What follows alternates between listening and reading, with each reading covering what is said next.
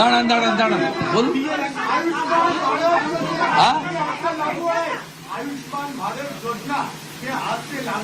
Honourable prime minister साहब का commitment था, बीजेपी का मैनिफेस्टो में था। आयुष्मान भारत कैबिनेट ने मंजूरी दे दिया है।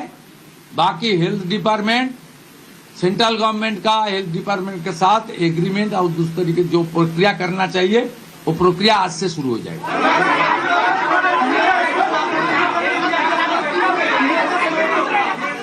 अरे बांग्ला तो बोलছি দাঁড়ান।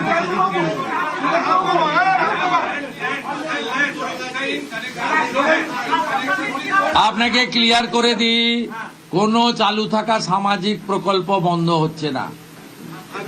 কোন সামাজিক চালু থাকা প্রকল্প, এটা আমরা আমাদের কর্মসূচি মানে প্রচারকালীনও বলেছি, কোন চালু থাকা সামাজিক প্রকল্প সে 30 বছর আগের হতে পারে, 10 বছর আগের হতে পারে, কোনো সামাজিক প্রকল্প আমরা বন্ধ করছি না। আমরা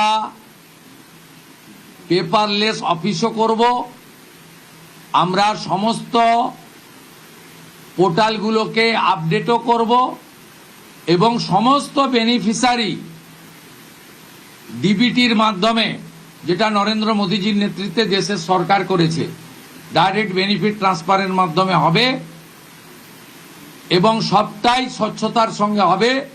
আপনার প্রশ্নের উত্তরে আমি পরিষ্কার বলে দিই, যে স্কিমটার কথা আপনি বলেছেন, আমি শুধু ওই স্কিমটা নয়, চালু থাকা কোনো সামাজিক কল্যাণকর কর্মসূচি বন্ধ এই সরকার করছে না, কিন্তু ট্রান্সপারেন্ট স্বচ্ছতার সঙ্গে সেগুলো হবে। কোনো মৃত ব্যক্তি তিনি কোনো সামাজিক প্রকল্পের সুযোগ পেতে পারেন না, আপনিও বলবেন না পাওয়া উচিত নয়। তিনি ভারতের কোনো প্রদেশ বা জাতীয় সরকারের কোনো বেনিফিট তার পাওয়া উচিত নয়। অর্থাৎ আমার প্রশ্নে, আপনার প্রশ্নের মধ্যে আমার সব উত্তর আছে।